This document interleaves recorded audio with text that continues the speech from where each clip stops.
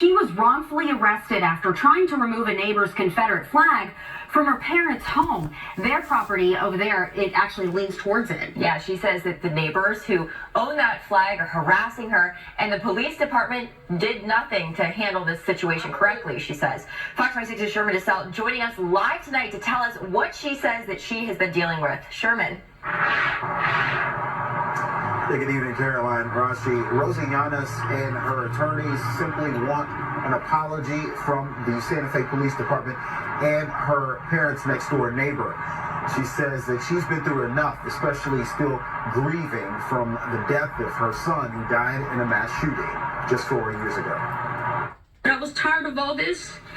I don't have time to be dealing with him and dealing with my parents and dealing with my own life. Rosie Yanis is a caretaker for her elderly parents who live next door.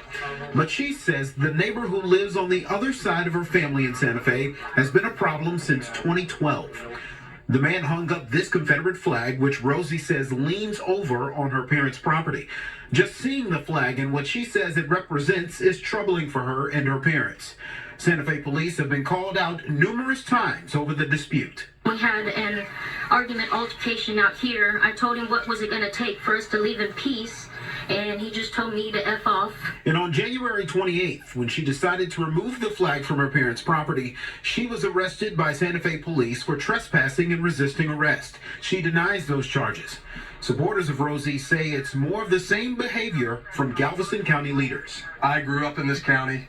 I can recall the Klan on Highway 6 as a child. And this particular type of behavior has been allowed. If this was solely on his property, we would not be here today. But not only is it right over there at the fence line, but then it leans over onto the property of these people that parents that Rosie is trying to take care of. During the press conference, the homeowner was seen hanging a Confederate flag on the other side of his fence. His brother says it's not an intimidation tactic at all, and it's Rosie who's been hard to deal with.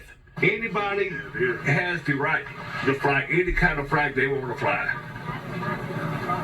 If I want to show a flag down at my house, just kiss my ass, I have the right to do that. Rosie says the death of her son, Chris Stone, who died while trying to save others in the 2018 Santa Fe high school mass shooting, has been enough.